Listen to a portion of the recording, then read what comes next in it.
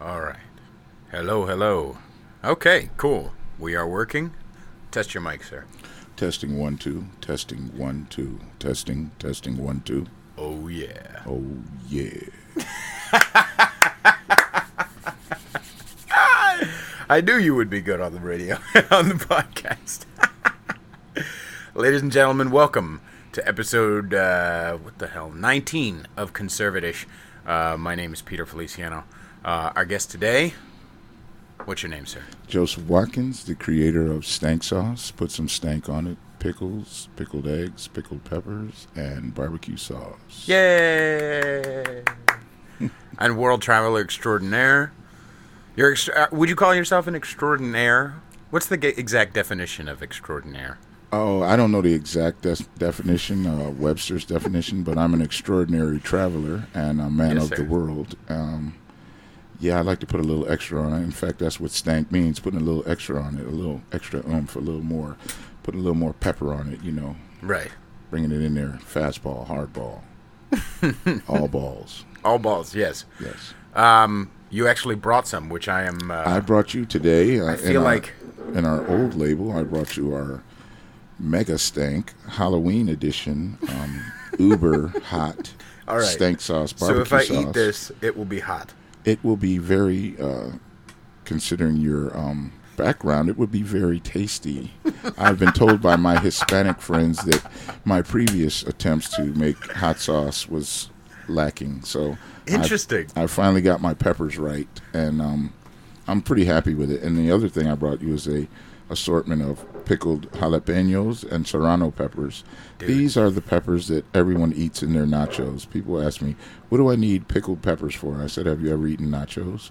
And they go, oh, yeah. I said, yeah, they don't That's come what like that is? Yeah, it's Okay. little sliced up pickled jalapenos. What is the pickling process? Like, it's just vinegar, right? It It's consists of vinegar, and then you would vary it by using salt or sugar in what's called your brine, your pickling solution. Right. And then you have some coriander, different things. Some people use whole black pepper.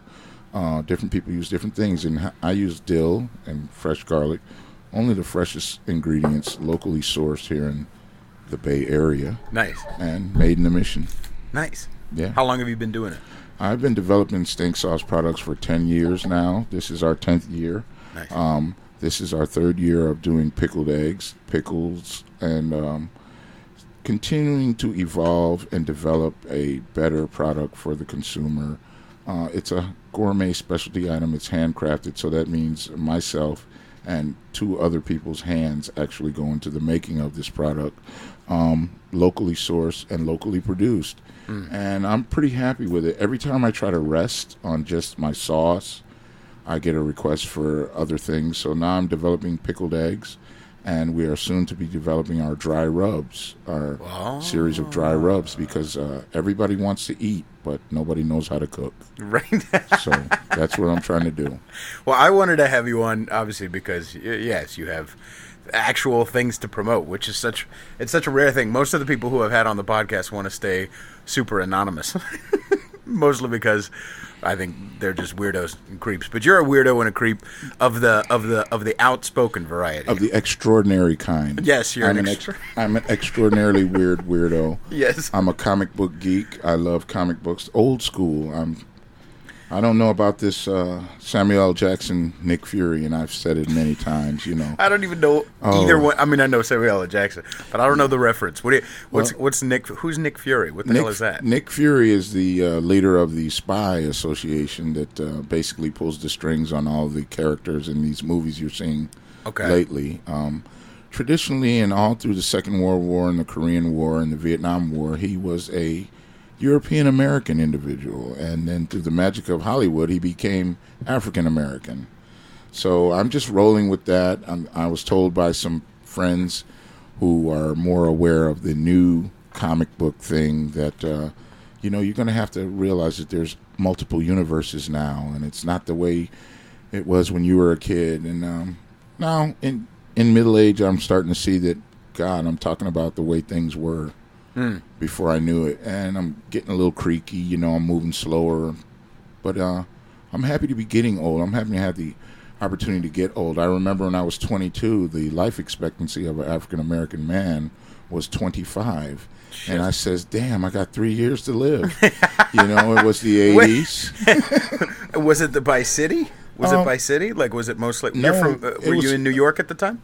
No, at the time I was in Los Angeles, but the life expectancy of the African American male in the mid-80s was officially estimated at 25 years old. Jesus. And I'm like, wow, they're putting this figure out like it's a real figure. And so what did I do for that? I went in the military. Right. So let me see if I can move this along a little bit, or maybe get some before my time comes, Right. But, yeah, I'm just like, I'm just happy to be, alive, Pete. I'm happy to have guys like you doing the things you do. I'm just happy to be moving forward. You're moving forward. I'm moving forward. Right. And eventually the country's going to move forward. But in the interim, I'm just happy that I'm not just so filled with angst over everything that happens every day. Because if I were, I couldn't get nothing done, man. What I see happening in this world today, at the end of the day, I'm just laughing at it. Because I said, did he really say that? Or did she really say that? Or did they really do that? And the answer to the question is, yeah, they really did that. People are really doing whatever they want to do. So what I want to do is help everybody put some stank on it and have a good time doing it. And in the meantime, I can't... take yourself so seriously. No, I can't, because I tried to do that. I tried to do that when I did this production, and it was one of the largest productions I've done to date. And there was a piece of equipment that was crucial. It was actually central to the safe production of my product. And I left this equipment out of the bag, the go bag. And I got to the place where I produced my product at, and I had to kind of ad lib, which was very dangerous because I'm dealing with boiling hot water and boiling hot sauce and boiling hot vinegar. Right. And I just says, wow, you know what? Don't take yourself too seriously. This is a reason why people make mistakes, so you can laugh at them. And that's what I've been doing. I'm just happy to be losing weight and happy to be connected. The Facebook, they talk about the Facebook. I've been on it for coming up on a year here. It's a motherfucker, isn't it? I'm trying to figure it out. There's no figuring it out. No. It's not designed to confuse and separate. Yes. And I'm like, I asked a buddy the other day, hey brother, you know who I'm talking about. He had identified somebody as the douchebag of the year award. Ooh. And, based on this person's behavior. And I was like, so what are the criteria? And is this a yearly award, or is it quarterly, or is it monthly? Right. Because, I can go from A to Z with people who deserve it. Right. So what Facebook has helped me do, it hasn't helped me move more of my product like I thought it would. Yeah. But it's brought some people from my hometown, my young years into my life. And it's let me see how sensitive people are. People that when you run into them on the street and they're like grunting like home improvement caveman, right? And then on Facebook, they're selling chiffon doilies. So I don't know. I'm like, I don't know how guys go from being like right on to just uber sensitive. Douchebag of the year. I know. I just don't know how to be. I don't know how to be, so I called all my friends. Well, I messaged all my friends. I don't think that's that. I think you are being more authentic, probably. I think people who have a different persona online, I think we all do it. I had a friend once say that Facebook was like our stage character. You know what I mean? Like, where like, this is the person I want you to see me as. And there's so much more anonymity and bullshit. It's easier to be childish on there. You know what I mean? So like not knowing and not understanding is fucking good for you, man. Yeah. And I gave myself a year. I wanted to do a year experiment with Facebook. I started January of this year. And like I said, I connected with some people from childhood. Right. And I'm connected with a few people over in Thailand who make the greatest food photos and have cats. So I know a cat lady on Facebook. And the name of the cat is Apo. And a lot of you guys have seen the cat on my page or post or whatever. I still don't know all the terms. But sometimes I find myself just scrolling incessantly. Right. And I'm like, wow, what did they design this for us to do? What is it they want us to do by just having us scrolling all day? Right. So I don't know. I think it's diabolical and something. Yeah. I don't know. It's creepy. Zuckerberg might be Martian for the leader. I don't know. Right. Sorry, don't delete my page, guy. Oh yeah, and then there's the community standards thing. Oh, it's I'm a crock like, of shit. what? It's a crock of shit. Because, like, as an example, on Twitter, I know a guy who was, there's been people who have been banned for, as an example, the Proud Boys, was just this group of dudes. They're a group of, anyway, I could get into that. But they were banned pre the Charlottesville anniversary. And a lot of them actually hadn't done anything necessarily. And you got to take that picture while you're pretty, because hang on, do I have to come in for that? Lord, Joe, come on. All right, I'm trying to take pictures, you guys, because you're ruining everything. The best salesman I know for what I'm doing is Joseph Watkins, the creator and inventor of Stank Sauce. Exactly right. So I'm just trying to keep my buddy Pete and the host of this thing in the game, and I don't know what I'm doing. That's all right. And I'm so happy I can say today at 53 years old, I don't know what I'm doing. Right. Because there's a few things I know what I'm doing, how to do, and then there's everything else that I don't know what I'm doing. Right. So. Well, Twitter doesn't know what it's doing, or Facebook either. So I refuse to start that. At least we know. I didn't start those accounts yet either. Yeah, don't. My good friend and business mentor, who shall remain nameless, but she knows who she is. She advised me to get a Twitter account and the other account, Instagram? Snapchat, Instagram. Yeah. And I tell you, I'm getting my butt kicked by Facebook. Right. I really feel inadequate. I'm a communication specialist. Right. And I just really don't feel like I know what I'm doing. Right. So I don't want. But I think part of that is the way Facebook is built. Mm-hmm. Instagram is a little better. There are some tricks and tools and stuff, like I've found, like when you hashtag, it makes things better. But Facebook is designed where, like, I only see the top, like, 15, 20 people, and I'm friends with, like, I think it's like almost 2,000. But, like, so it's like, and a lot of people don't even know that I've started a podcast. And I'm like, I post incessantly about this shit. I am a fucking pain in the ass when it comes to promotion. My butt hurts. Right, exactly. So it's like, I don't know, man. I think it's a little futile in some ways. But I guess that's okay. Because the old version, it was a lot harder. Like as far as for music, as far as for podcasts, the old version was I had to be an intern at a radio station for years, and then eventually became a paid worker, and then eventually got my own, time on the radio. Like, or I would have to get a radio, communications degree, where now I can just be a stupid ass, with a Libsyn account and a SoundCloud account and YouTube account and just start things. Yeah, but the difference between you and that guy you just described is, like, you have a purpose, and you have, like, you're, like, moving something forward. I'm trying, man. I don't know if I... the only podcast I've ever listened to was watching Maron on Mark Maron. Right. And I'm like, oh, yeah, that's cool, that's hip. Oh, this guy takes has-beens and he gives them another minute on their 15 minutes of fame. Right. And I'm like, okay, I'll get a minute from Pete, but wait a minute, I haven't been yet. I need to be first. Well, and then, I just like having conversations with motherfuckers. And you're a weirdo that I have good conversations with, so I figured... Weirdest of the weird. Yeah, that's what I'm saying. So speaking of that, yes, sir. Speaking of Weird Al, I was in L.A. when he was getting his star on the Walk of Getting Your Stars. Did you see it? We saw him. We couldn't, because I was visiting my sister, and my big sister came out, and we wanted to take her to take a picture of Aretha Franklin's star. Right. And it just happened to border the taping off from Weird Al's area. Right. So, yeah, he's weird too. But awesome. On the subject of weird, man, there's money in weird. The nerds are getting the money now. And I wish I had been nicer to the nerds in school. But, I'm super smart myself, so I just had to downplay my intelligence for a long time, you know. Why do you think you needed to do that? Because the world wants to see a giant person in one light only. And, you know, you this think a black was the 70s. Too? Oh, yeah. And yeah, I like the way you say that, black person, because I'm a black man.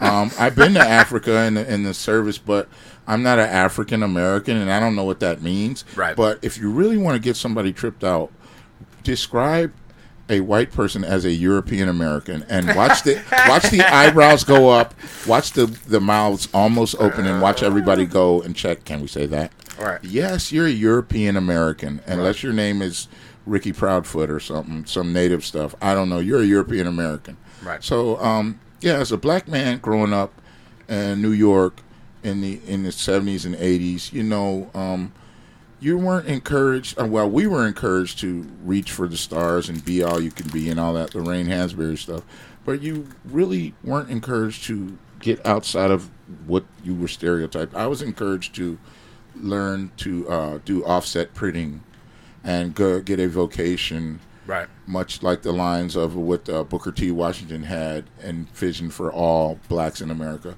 But you know, my main way of thinking was abstract, and I learned differently. So they didn't have the satellite schools and the alternate schools. The only people going to the alternate schools back then were like the hippie kids and the, you know, the anarchist kids and stuff. So for me, I walk up to people and they see me, and I'm 6'7", 335 pounds, ladies, and I have all of my teeth except for one. Oh, congratulations! And the one that's missing is so conveniently not there. I mean, it's mother's little helper. I got to tell you. I just had one. I had another one removed, so I'm missing two on this side, dude. I'm fucking falling apart. Yeah, but I just you know, I always wanted to be. I always liked rockets.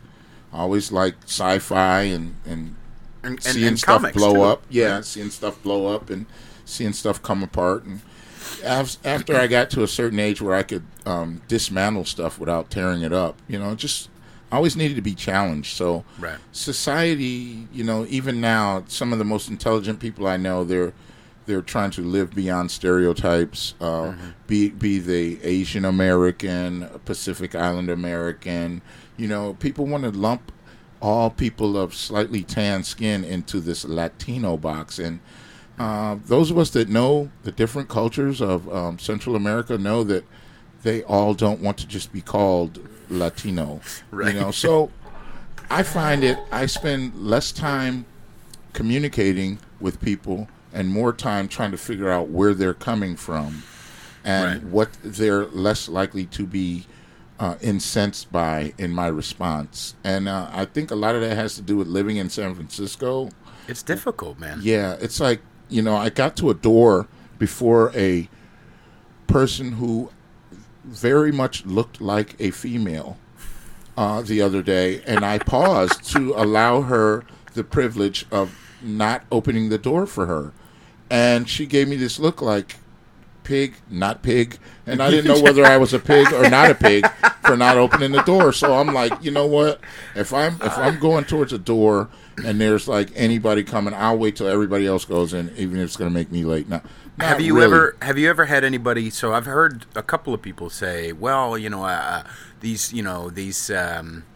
crazy feminists are like get mad if you hold the door open. I've never had that.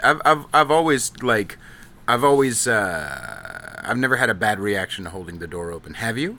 I've had two bad reactions in the city of San Francisco. Interesting. For trying to do what I, in my youth, was extolled as a gentlemanly act. A chivalrous, right. Chivalrous act. Do you mind exploring one of those?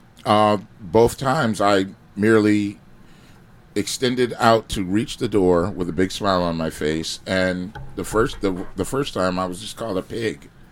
And I'm weird. Like, yeah. So, how long ago was it? It's about 6 years ago. Jesus. And I've since learned that some people are just so bound up in their angst and resentment towards anything that resembles anyone who may or may not have had anything to do with their dysfunction. Right. It's kind of like hard, you're damned if you do, if you're damned if you don't. Right. And I think I'm going to be black for the rest of my life. I don't have access to the Michael Jackson bleaching kit. Yeah, but didn't he have vitiligo?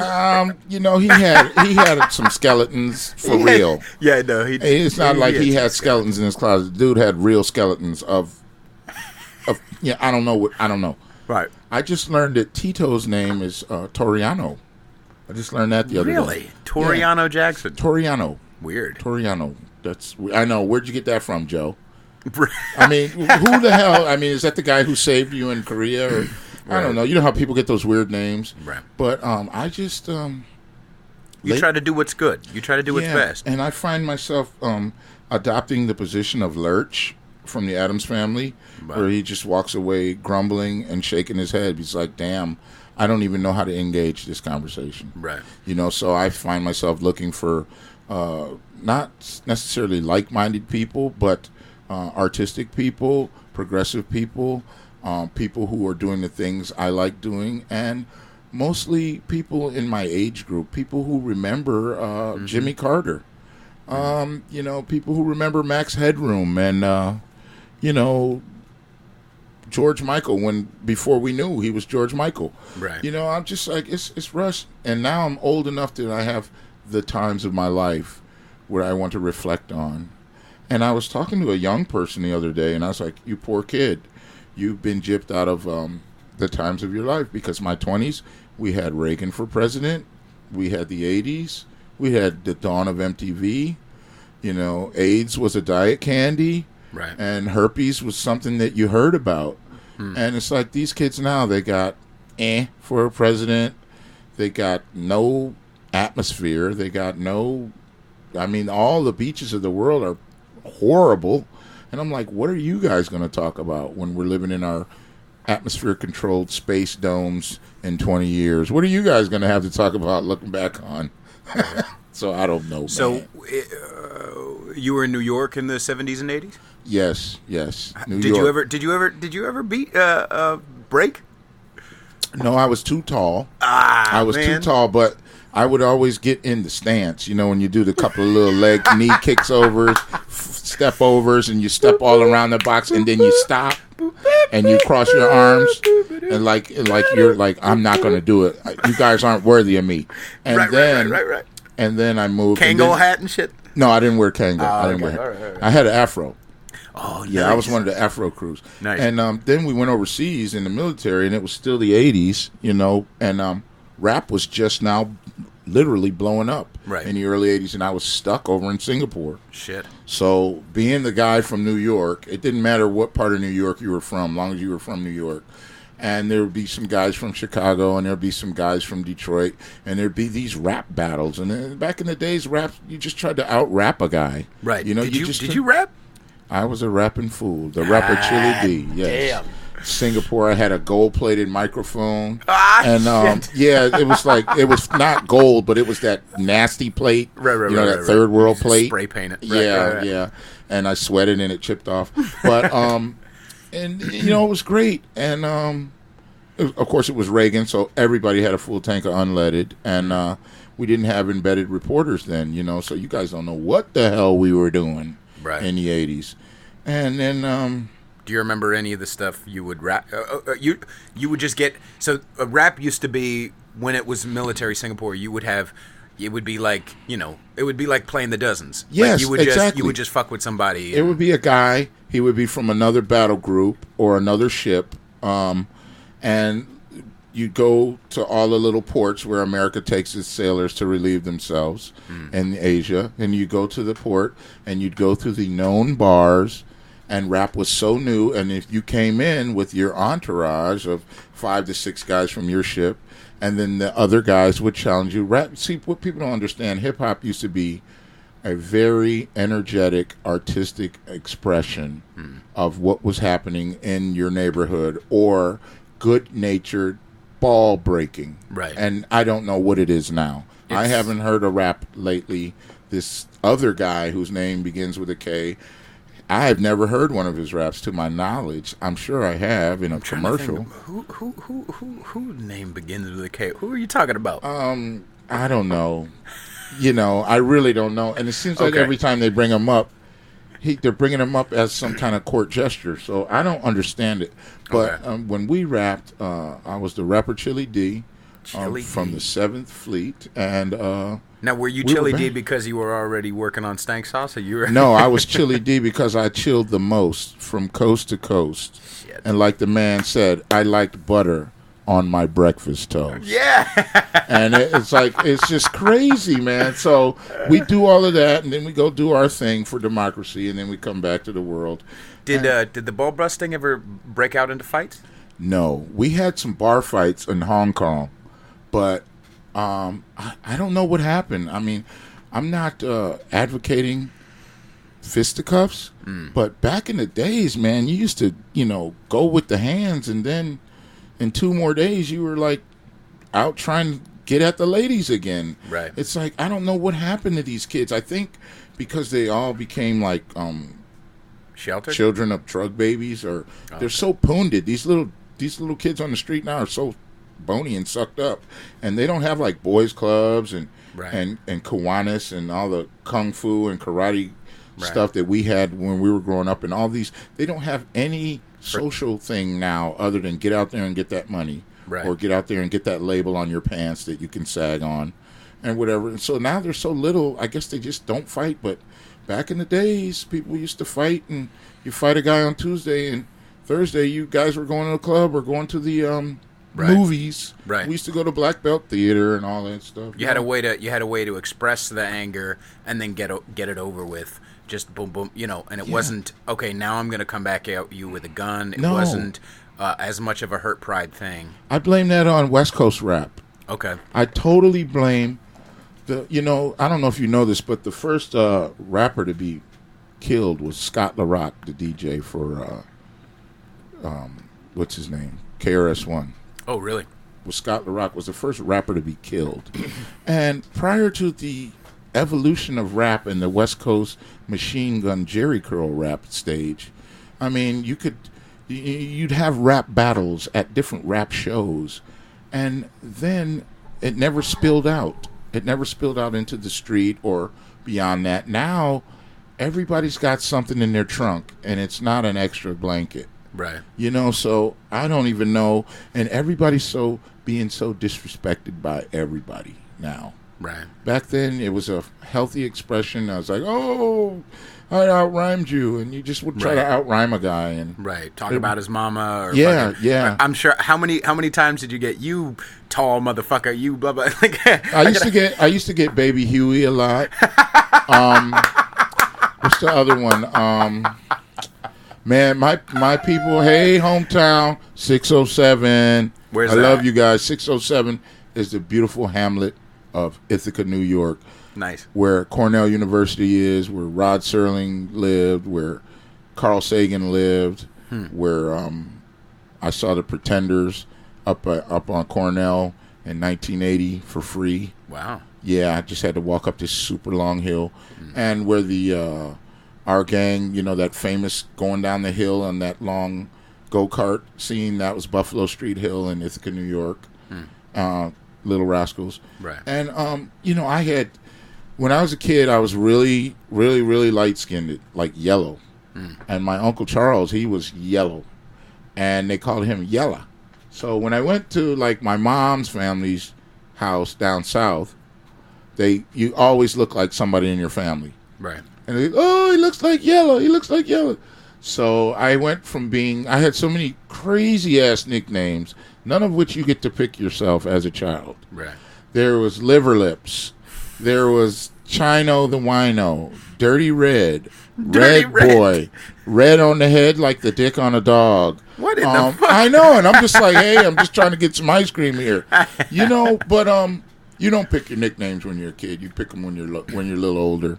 Right. And that's what I did. But, I've been looking back over my life here lately.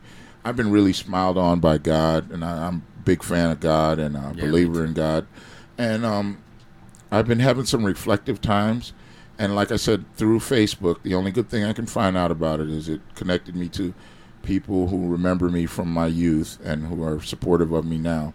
And They don't call you Dick on the Dog anymore, do they? No, they do not call me Red on the Head like the Dick on the Dog. Okay. They basically, all the ones who know me still call me Joey. Sometimes my sister tries to call me Joseph. I guess they want to call me a grown man name or something. Right. But I'm still Big Joe from the group home, Right. And I'm just like, I've learned over the last 10 or so years through this thing I follow to try to be one among many, just to try to be a part of a group, not to seek to stand out from the crowd. And yes, there's certain things, you cannot take you cannot have a unicorn without a horn in the center of its head. And you cannot have a whale without a hole in the center of its head. And you cannot have a stank sauce without me at the center. This is the only part in the world that makes me unique. In every other aspect, I'm just trying to be a brother to my brother, right? A brother to my sister, uncle to my nephews. Well, I think there's something to be said, because I see what you're saying, or I think I see what you're saying. Like this podcast or this music stuff that I do, unfortunately, in my head, I think I have to stand out, if you will. But I am just a podcaster among podcasters. You know what I mean? Like, yeah. The goal is to just make stuff that people like. You know what I mean? And that's, so in the spirit of service, you do have to make people, like and know about what you do, you know what I mean, yes. and what you make. So, yes. I mean, it's easy to get my fucking ego wrapped up into it, but even then, fuck it, you know what I mean. Like, I'll get over it in a minute. Like, its ego goes up and down, Yeah, I find as far as my ego, I'm the best of the best. I got that on paper. And I peaked young. I peaked when I was, a young man, and I did good for my country. Yeah. And I love my country, and which is America, by the way, the way it used to be prior to 3 years ago. And but the thing is now my ego tells me that, hey, you can talk up on almost anything with a pulse, but are you going to have the stamina to go the distance? Can I cut the mustard, or can I just lick the jar? So I'm trying to get back into shape, as a lot of people know. And I'm down from like 406 pounds down to 333. You say, damn, awesome. You still weigh more than a building. Whatever. Yeah, well, I do things big. Right. But I'm trying to... and you're a fucking tall motherfucker, too. I am 6'7". Right. Zulu. Nice. Speaking of Zulu, man, I got a real problem with the Black Panther movie. Okay. I saw it for the first time the other day. Okay. What's your main problem with it? Well, if I put two things in place, there's no problems. The first two things I need to put in place is, A, it's a science fiction movie. Okay. And B, it's from a comic book. Okay. Now, when I put them in place, I'm not just mad as hell of all of the inferred, intoned, stuff that, how come after so many years, like 2 days ago was the 50th anniversary of those guys at the Olympic putting up their fist in the power fist. Wow. 50 years ago. But we're still talking about Kaepernick. We still haven't gotten off our knees yet. So I'm just like looking at this Black Panther, and I'm like going, if I took all the information I had to, say, some depressed area of San Francisco, and tried to avail myself on the persons in this depressed area, more than likely I would just be robbed and left penniless and insane. Then I would have somebody join me on the road to financial freedom, financial upward mobility. A lot of people just don't have the wherewithal to live in Wakanda. Let me put it that way. So are you saying that there was a lot of victimization, like self-victimization in the movie? I'm saying the movie, given the social climate that exists in Western civilization and the dichotomy between blacks and whites, the disparity between blacks and whites, the movie did a very good job of not stepping on anybody's cultural toes. Okay. But it was a total fantasy. I would have rather seen Atlantis or Asgard or some other thing, because it's hard as an African American black person, whatever I am this hour, it's hard to not be offended by things that are offensive. Okay. Like when people try to look at something, a post or a newspaper clipping or a magazine panel from the 70s, the social mores of the 70s do not exist today. Meaning what? Meaning you cannot use the Virginia Slims slogan, "You've come a long way, baby," today. Remember the cigarettes? Virginia Slims, you come a long way. You better not call nobody baby unless you're changing their diaper. Okay. Today. Okay. So I'm just saying, I don't know how to act. So it leads me to act cautiously. And I hate that, though. I don't think you should, or any of us. So, like, I feel like, and maybe this is just because I'm starting out, but I feel like I want everything, like, you know, sometimes I talk about not getting caught on this, meaning, like, I don't want something from my past to, you know, sneak up on me, and so I talk about literally almost everything. That way it's like, all right, you know exactly what you're getting into. If you're listening to episode 19 and you have listened to another episode, you know what the fuck is up. So if I say something that's offensive to you, you can get over it. You pressed play. You know what I mean? Like, feel free to not press play anymore on the next one or on this one. And I want to be my more authentic self. You know what I mean? And so I think that's part of the journey of this whole stupid podcast thing, is that I want you and everybody listening to start having their own balls and just being like, I want to say whatever I want to say. Fuck caution. That would be so awesome. But there's a word, a name that I now use as a verb, and it's to be Kramered. And I don't want to Kramer myself. Like I said, I've been doing this one thing for 10 years. I'm a security consultant, and I do all sorts of risk assessment. But primarily, I've been trying to do these condiments for 10 years. Right. And they involve me interacting with a large segment of society. Right. And because it's a gourmet specialty item, these people, I'm going to go ahead and say it, they think their money is better than other people's money. Mm-hmm. So you're dealing with a sensitivity level that's acutely higher than anything realistic. So what I need to do, as far as representing myself, my product, and my people, my fans and my customers, my client base, they all told me, Joseph, just be you. I'm a bombastic, boisterous, bullish, loud individual. Yeah. But I feel deeply about things like what's happening to the homeless veterans on the streets of San Francisco. Right. Who's administering to the homeless veterans? Right. Why are the indigenous populations content to be in little zoos all over the country? Right. I don't understand a lot of shit. Right. And when I get around like-minded people, like if I was going to ask you some stuff about pozole or huitlacoche or arroz con Man, I'm half gandules. Puerto Rican. Oh, I got you on gandules. I got you on gandules. For sure. I got something for you. It's all Goya. Are you fucking serious? Yeah, Please but I'm just saying, give me that. but I'm just saying, I would like to get, and they say in all your gettings, get understanding. So I would like to get a clear understanding of the people I'm talking to, understand them more personally, because I've seen some people of different cultures, and I've seen them sell out, and I've seen people deny their entire culture, and some insane desire to supplant what they think is Western civilization, the best of Western civilization. Right. And as we're now seeing, as far as things from our past coming back to haunt us, and this goes out to all the baby mamas that I never knew your name. If they look a lot like me and they are almost as tall as me, we can talk. But I'm just saying, if I was just go to Maury, man. Yeah, but if I was just in that city during that time, in that year, you're going to have to go to Maury. Yeah, exactly. And it's 30 years ago, the 80s, there was a lot of drugs, there was a lot of sex, and there was a lot of rock and roll. And I don't know who gets to pick and choose who was victimized and who wasn't.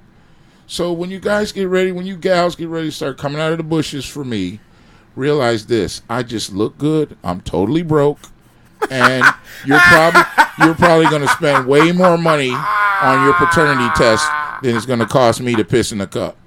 So, just finish. Hey, send the kid. Oh, shit. Can he cook? Can she cook? Hey, what are they doing? Are they in grad school? I'd like to know. Right. But I can't worry about my past so much. I reconcile my past with my God and my understanding. who I like to call my God of my understanding. So what you're saying in general when it comes to the caution, it's like, okay, I have to be cautious because I sell these products, and a lot of these products are bought by people who are a little more sensitive. I feel like, correct me if I'm wrong, but I feel like we were talking about when you said the thing about the comic book thing, how you were like that guy. So remember Kingpin? Yes. Kingpin's supposed to be a white guy too, and in the movie, I think it was Sin City or some other, they made him a black guy. I didn't even want to go down the list of all the characters.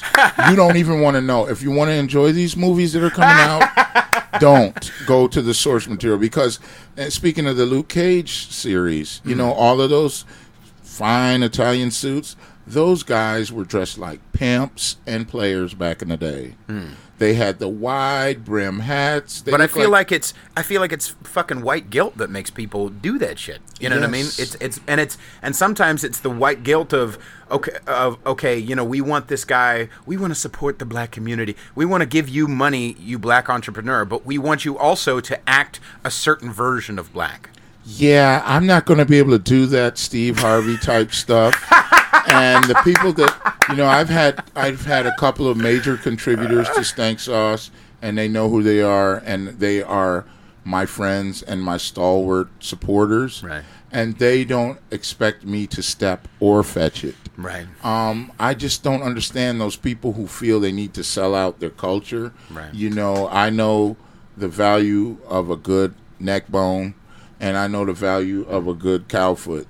And I'm not going to back up on my cultural belief. Right. I'm not going to tone anything down. I don't have to go out of my way to be stronger than strong, because everybody knows I'm stronger than strong all day long. I don't have to profess all of that.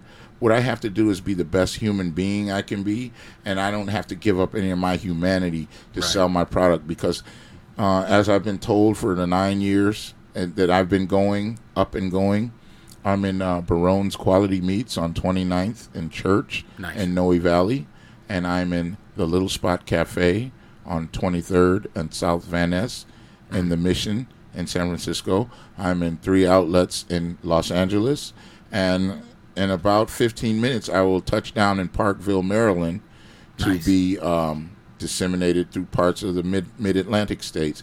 So, like you said earlier, all I got to do is be authentic, make a good product, and it will sell. And you know, the disparities of white guilt or white privilege or whatever, I think the biggest thing wrong with that is white people not wanting to own that. They don't want to own anything, yet every 3 months we got a movie about the Holocaust. We got a swastika armband in our face and the triumph of the little guy.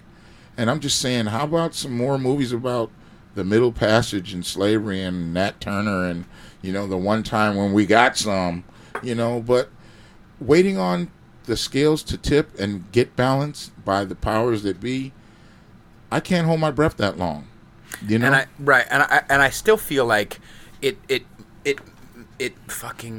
misses the point. You know what I mean? Like if I feel like a victim and I sit down and just, I'm a victim, I want the daddy government to fix it, or I want society to change, or I'm gonna stand up and be an activist. Like I feel like a lot of that shit is just so boring and so fucking intellectually childish, where like the real people I see, like, okay, they may say shit like, okay, I'm offended by that, or I don't like motherfuckers who say this or that, but they get on with their goddamn day. They don't have to be an activist. They don't have to live like a victim. They're like, you know, I'm making this, I'm doing this, nothing's holding me back, you know what I mean? Yes. There's no fucking government foot on I'm not living in a goddamn, you know, white patriarchy or whatever the fuck. It's hard for everybody. It's hard. Humanity and life existence is a difficult fucking thing for everybody, and you and I know that from our experience in our spiritual walk. I know white people who have it real fucking bad. I know black people who have it great. I have, you know, it's not like your existence, you know, your genitalia or your skin color or your whatever makes you either have a good day or a bad day, or a good life or a bad life. That's just childish way of thinking. I agree, and I agree also with something that I think it was Busta Rhymes who said it. He said, don't play the race card, charge it to the race card. And it's like this. If you meet some people who are stupid enough to still be functioning along purely visual race-based lines, then you're dealing with a dinosaur. And it's like this. For me, in America, I love America. It's 2018, and this is the best time in life to be a black man. I don't have interactions with the police where they're going to draw down on me. They buy my sauce. They buy my pickles. Nice. That's the interactions I have with the police and the sheriff. Why? Because I'm trying to be a citizen. Now, on that activist stuff, seems like every time I go into a store, I have to be an activist. How do I have to act? Like I don't care how long the store security followed me around until I find out what I'm going to spend my money on my card for. Because that's his stereotyping. That's him keeping him from seeing the little four-eyed white guy who come in there and stuffed his vest full of the lox and the cream cheese and all this shit, while he's checking me, seeing if I'm going to try to steal a 40. Keep it up, buddy. Can you steal lox, though? I mean, that seems like a difficult thing to steal. Well, the lox comes flat. It comes flat. Right. And like, while we're on the subject of lox, I got to tell you. I love lox. I got to tell you, the best lox bagel, if anybody in the sound of my voice, if you're ever in San Francisco. You cannot be talking about bagels in San Francisco. The best You're lox from bagel, New York, man. I know, but I found a sufficient substitute, and it's at the Little Spot Cafe, 23rd and South Van Ness. I eat lox, and I drink the mocha there every day. It's part of my mojo. And once again, because I'm not doing nothing wrong, I can afford to do regular things. I can afford to be at a regular place at a regular time. So all these people talking about the man and the government, I don't know who the man is. I know he's not even Japanese anymore. I remember in the 80s we were thinking the man was going to be Japanese. But Really? the man hasn't been the white man in so long, and nobody even knows. So many quote-unquote white people are just coasting on that old mojo of being the man. They're not the man anymore. The man is multinational. He's a holding company. The man is a holding company, and he's not even here. Right. So all these people who talk about they're being held down by the system and the man, and you don't understand. And I'm putting a little black inflection on that because I'm a black man. But I'm just saying, to all my brothers out there, and I got this whole thing, and y'all know me. I'm saying, how can black lives matter if black hair don't matter? So to that I'm saying, to all my sisters, do you know how much money you're spending a year pressing all the blackness out of your hair? Do you know how much money you spend a month to make sure your hair looks flingy, clingy, and springy? Right. I'm just saying. So what really matters? And so there goes the black vote. But you know what? I find a lot of people still are on the subject of losing constituents. A lot of people still refuse to pay the money for a gourmet specialty item. They still want to mix up that mustard and that ketchup and tell themselves that they made barbecue sauce. You need to stop doing that. You need to step your game up and get a handcrafted specialty item from somebody who's been there. I've been down. I'll be down again, but I'll get up. Right now I'm up. I'm having a ball. I'm sitting here with a guy who I respected, like literally from day two. Day one, he was like so intense. I was like, this guy's faking it. This guy ain't real. But from day two, he's been, consistency, and he's been a role model for me. And I was a pain in the ass for a long time, though. I mean, you I gotta didn't see it. Come on, man. That's because I was a whole ass. You were being an asshole, and I was a whole ass. And it's like an eclipse of the sun. Like one fits right into the other. Right. It looks good to look at. Right. Do you want some more water? No, I'm cool. You okay? Yeah. I could also get some from the kitchen. Yeah, no, that's what did I want to fucking? Damn it! I was gonna think of something. Oh, when you were growing up in New York, when did you go into the service? I went into service in June. Wait a minute. April, May 1st, 1984. Awesome. How old were you? I just turned 18. Okay. And what was the main reason? Well, I was living with my sister, my dear sister in L.A., and I was like I was an a-hole for a kid, right? Right. I like to burn stuff and blow shit up, and I was a disciplinary problem. What it was, I was super smart, but in those days, you were viewed as a disciplinary problem, right? Because they hadn't invented Ritalin yet. and I was walking around on by 3J's Fish Market in L.A. off La Cienega, off Pico and La Cienega, and I was like, "Fuck it, man! I'm bored. I'm gonna go in the damn Air Force." So I went over to the Air Force recruiter, and the Navy guy sucked me right in. The Air Force guy was out at lunch, and the Navy guy did what those vampires do and sucked me right in. Nice. I went in, I did really good, and I did one hitch and got out. And what do you mean? I won enlistment, one full enlistment, got out, and I'm very proud to have served my country. I'm very grateful to the benefits that I'm entitled to now as a result of that service, and I'm pretty much a patriot. I just got recently to the point where if I see somebody burning a flag, I won't try to attack them. Well, that's nice. That's because I'm getting old. And then I had to take a look at it. I'm like, it's like you said, I don't have to be an activist against everything that I'm opposed to in this moment. Right. But I just really would not like to see somebody desecrating a flag. Why is that? It's got to stand for something, man. There's so many veterans out there now who don't have the high functionality and the wherewithal to just cope with their experience in the military. Right. And this country is at war right now. I don't know if anybody remembers it in between watching The Voice and American Idol. Right. But young men are coming back with their asses blown off. Right. Prosthetic asses is what they're coming back with. And it's because we still want to pretend it's not about oil. So in the interim, these guys come back and they're basket cases, and they may or may not blow their brains out, or they may or may not blow somebody else's brains out. Right. But they're maladjusted to life. Right. And I really believe I got lucky. I liked what I was doing. I liked myself. I'm too narcissistic to hurt myself and leave a bad corpse. I've seen what happens when bodies expires. You let it all go. So I don't want to make a mess. Right. And plus, that's not on my mind. Not to belittle the tremendous amount of therapy and the years of spiritual growth, psych meds. Yeah, because I need my stuff from the VA. I need my stuff. I really do. And there's a lot of veterans here in Golden Gate Park and around town that are living in the bushes, and people think, oh, that guy's on drugs. There's just some guys who just can't make it back. Yeah. And they came from families. And I have a loving, supportive family that didn't know what to do. I came back, and I didn't even connect with my family for years after I'd been back. They had no idea where I was. They didn't know if I was dead or in the street or anything. Do you remember why that was?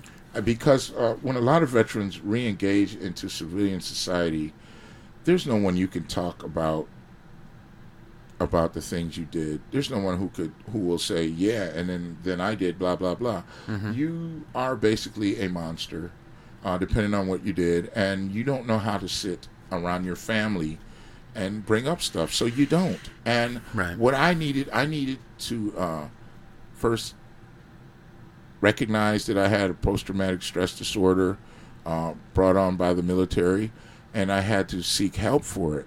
So through years of therapy, continuous group sessions, continuous fellowshipping with like-minded people, I've learned that, like you said, what happened then is not a reason that I need to crusade every day. I don't need to jump out the house with a big S on my chest. Right. But there's certain things when certain people who have never done anything for my country, which is America, when they go to spouting off, and then if they got the wrong kind of accent, I am so quick to tell them to get their backpack, their gallon of water, and get the fuck back on their donkey and go back under the hole in the fence. Because this is where the world is coming to. The world is coming to America. I haven't heard anybody say, yeah, fuck this, I'm going to Uruguay. Most of the people I see complaining about America are either white kids or black females. Like black females, and I was talking about it on another podcast. Like they have, like, the college black females have gotten off the fucking hook. Like, there was one in a gathering earlier that, I don't know, whatever, that's an opinion I have. But I feel like street black girls, like, they don't complain as much. They're much more, like, into their own shit. And it's little white kids who don't know anything and haven't really sacrificed anything and don't know fucking history for sure. They have no second thought about a veteran or somebody who's sacrificed things. Like, they have no second thought about how hard it might be. I'm not trying to excuse shitty police's behavior, but how difficult it must be to be a policeman. They don't even want to see any or understand any sort of thing outside of their tiny little opinions, you know? Yeah, and they believe that what they think, because they exist, has validity. The average European American under 30 is so disillusioned because what their parents had was a handed-down house, a handed-down system of letters, a handed-down system of referrals. You know, they went on the references of, oh, he's so-and-so's kid, he's a lodge member. And that whole white substructure has crumbled since the 60s, has crumbled. The golf club, the tennis club, the racket club. You mean American or you said American. European? Oh, no, okay. the European Americans, which are white people. You're not Americans, you're white people. I mean, you're European American. But everything that was given in the 60s, now they have to go get. Their college education doesn't guarantee them a job anymore, right, because Sanjeep has came over here and taken their job for a third less. Right. And they just, they're disillusioned. It's been my understanding that most of my white friends, they are completely disillusioned. They're doing menial jobs, they're doing server jobs, entry-level jobs, whereas a generation ago, the mammy, the help, was the black woman, the uneducated black woman. Now, as I go by the parks and look at the nannies and stuff, it's Maria. You know, so what is the next movie? They had a black movie. And you know what pisses me off, too, about this country? Yeah. The only black movies that get critically acclaimed are the ones when they show us being the help, Driving Miss Daisy, Bagger Vance. I mean, if we ain't carrying a bag for you, it's not a good movie. Right. And this is just like or slavery movies, ones that are like, those are the see only how bad they movies. had it, see how bad they had it, see how bad, where it's like white people continuously like beating the shit out of themselves with a cat of nine tails, and still like it's never like there's always got to be a black tinge to it. You know what I mean? Yes. There can never even. I was watching the fucking stupid. Did you watch the OJ miniseries that they did? No. So they were and like there, I couldn't even finish it. Just mostly because I'm distracted and stupid. But like, no, I'm not stupid. But there was this guy. One of the actors in there who was like, he was really making it about like race. Like they were literally painting with this brush of almost like poor OJ because he's black, like black in America, and they had just gone through the riots and I'm just like, I couldn't even finish it. I was just shaking. I was just like, okay, I can't, like, why can't you have, there's a bad guy and a good guy. You're like, in your story, there seems to be this, well, he's a black bad guy because they had it bad, or he's a white bad guy. Like, there's never, I don't know, there's always got to be a fucking racial angle. I just want to let you know, for clarity's sake, on the subject of Orenthal James Simpson, I don't know any brothers or others who gave a damn about him because OJ turned his back on black people as soon as he could. Same with Wesley Snipes, and same with Mr. Jailbird Cosby. They turned their back on the general black years ago, and then when it came time for them to go home and hide under the porch, nobody let them in. I don't care about OJ. I don't care about Wesley Snipes. I damn sure don't care about Bill Cosby. Right. The thing is this, man. The country as it is now, this thing that's going on has to be a litmus test, a reboot, a 4-year reboot, a radical reboot. I cannot believe that the individual who sits in our chief executive chair now is really, there's got to be something we can't see going on. It can't just be, hey, I make the best reality TV in the world. I'm going to turn the American electoral process into reality TV. It cannot be that simple because all of you people are too smart for that, right? So what happened? My thing is this. I'm trying to eat better. I'm trying to treat people better. Right. I'm trying to stand up a little straighter. I'm trying to walk a little further. Right. And I'm trying to put some stank on it because people are lost. The way it was, the way it is, it's over. You know, you got people spending all their day talking about transgender this, transgender that. My question is this. What is a rite of passage for a transgender? Okay? What's a rite of passage for a teenage boy? In any society? It could be anything. I don't know what. You know, in Vanuatu, the land of bungee jumping, they got to jump off a damn jump bungee. So my question is this. This is a good question. What is a rite of passage for a transgender? Right. And I asked my transgender buddy, I got a transgender buddy, like how white people used to say, I have a black friend. Right. Well, I got a transgender buddy, and I asked him point blank, period, and simple, have you ever been hit in the face? Have you ever squared up to get hit in the face? There's certain things that as a male you go through. Young girls, they go through whatever young girls go through. You know, I really wasn't there for the parenting of my daughter, so I don't know. Right. But there's certain things you pass through. So if you just change up stuff, are you omitting? How can you omit certain things and not certain other things? So it gets too complicated, and then when a person feels it's their job to have to explain it, they wind up tongue-tied. Well, I think the biggest issue, because it encompasses all of these issues, is that it's taken very seriously. All of it is taken very Everything seriously. is taken so seriously, like as an example, our current presidency. Well, I mean, I don't hate the motherfucker. I'm not motherfucker. mad at him. He's a New Yorker. He's been on the best-selling list, Time Magazine's bestseller list for. He's childish as fuck, for sure. Yeah, but so's Gambino.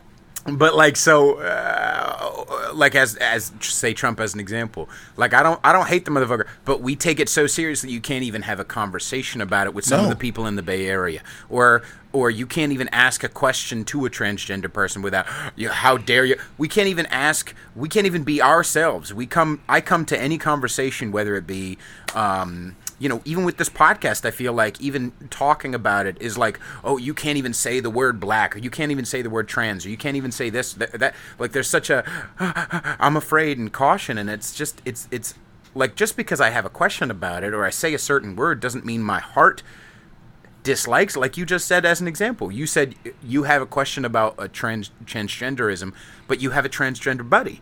You know what I mean? And I ask him these things because he's safe. I said, listen, and I have to preface it all with all the soft pedaling. Right. But I just want to know, and then I got a true feeling that most young people would just like anybody over 50 to just go stand in the corner and stop breathing. Right. But I'm saying, what are you guys going to do? You're playing like you got these beaches that are covered with garbage. You're grabbing for the straws of the 50s of your grandparents, and that world is gone. Right. The days when the porter would grab your bag and mammy would fluff your pillow. That shit's over with, and that's what they're missing. I know some white people from the South that still have, ties to that antebellum lifestyle, and they really don't think nothing wrong. They really think there's such a thing as an uppity Negro, like they said about Clarence Thomas. They really don't think there's nothing wrong in their mindset. And that's what people got to come to grips with. You sit in your little common area at work and you try to be so politically correct, but you really have never said nothing at work all day except you didn't step in any minefields or any rabbit holes and twist your ankle verbally. But you didn't communicate anything. And the only thing it's safe to talk about is the current president and all his men.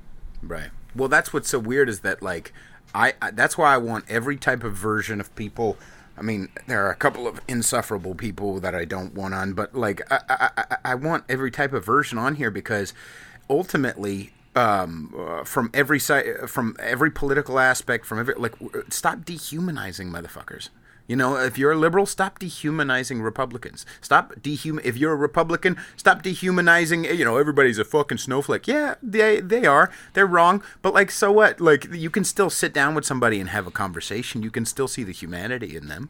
You know what I mean? I may not agree with everything, you know, on that each guest brings to the table or says, but, like, the reality is that, like, you know, I don't give a fuck, and it shouldn't be taken that goddamn seriously. It's words. We're just words. Let us talk. Let me be my fucking self. And why did my opinion become the linchpin, the call to order for you to go into action? Right. You're still sitting on the couch. Right. You're pissed.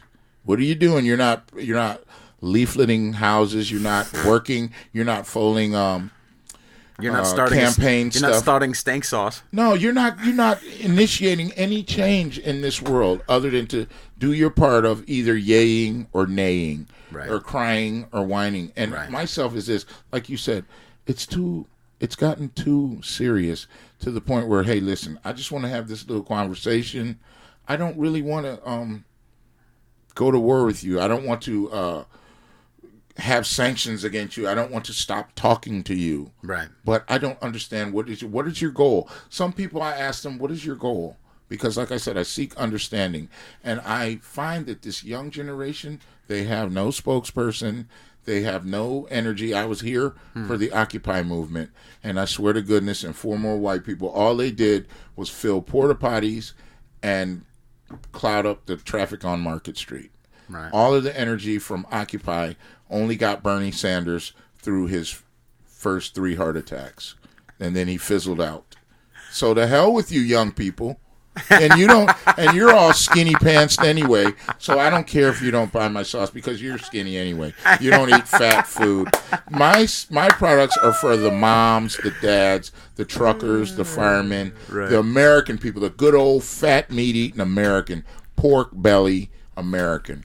It goes good on vegetables too, but I'm just saying, you know, I like to give a shout out to a couple people, if I may, please, to Dawn Holiday, my business coach, to Rochelle Pegg, my sister and my mentor, my hero, my nephews, all of them, to my daughters, to all my friends who I sit with every day at noon. I love you guys, and to my big brother Pete, who has been a role model to me for about 10 of the last 13 years of, you know, hey, you can be live and direct and you can speak with bass in your voice. And if you stand for something, you won't fall for anything. And I just wanted to say, you know, that this world could be a lot better if we started back talking to each other instead of talking points and throwing them at each other. Right. You know, so I just hope that everybody out there, you know, you talk about Republicans, liberals, Democrats, they all eat barbecue. They all eat barbecue. That's right. Like Homer Simpson said when he was in the Holy Land, some of you don't like pork, some of you don't like shellfish, but everybody eats chicken. Yeah, that's right. Yeah, so, you know, I'm just wishing everybody the best on this, man. Right. Yeah. That's right. Did you want to wrap up, or you want to keep going? We can wrap it up. I'll come back another time. You want another flavor? All right. We can wrap it up if you like. All right. Once again, Stank Sauce is at Barone's Quality Meats, 29th and Church in beautiful Noe Valley in San Francisco, and at the Little Spot Cafe, home of the world's greatest lox bagel, on 23rd and South Van Ness in the Mission District of San Francisco.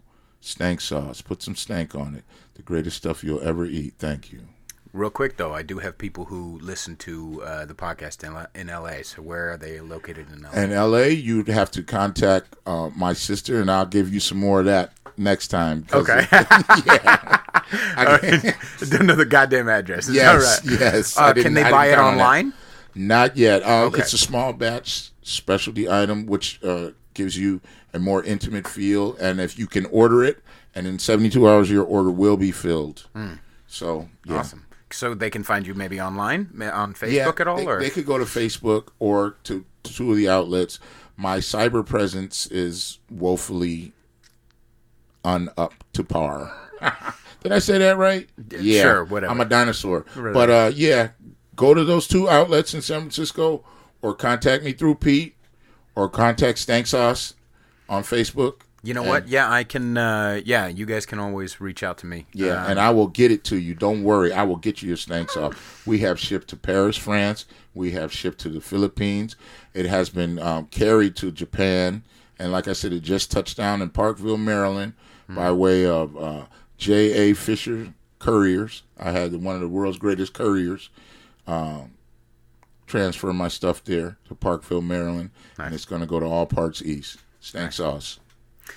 You can go to patreon.com/conservatish to contribute. Also, leave us a review on iTunes, on SoundCloud, on YouTube, on wherever. Share this with your less offended friends, and I love you all very much. Bye, everybody. Oh, you know what? Actually, hang on. Let me look at my fucking calendar, because I'm going to post this. Where am I playing? You still talking? I'm sorry, man. I'm doing my best. Stank sauce. Yeah.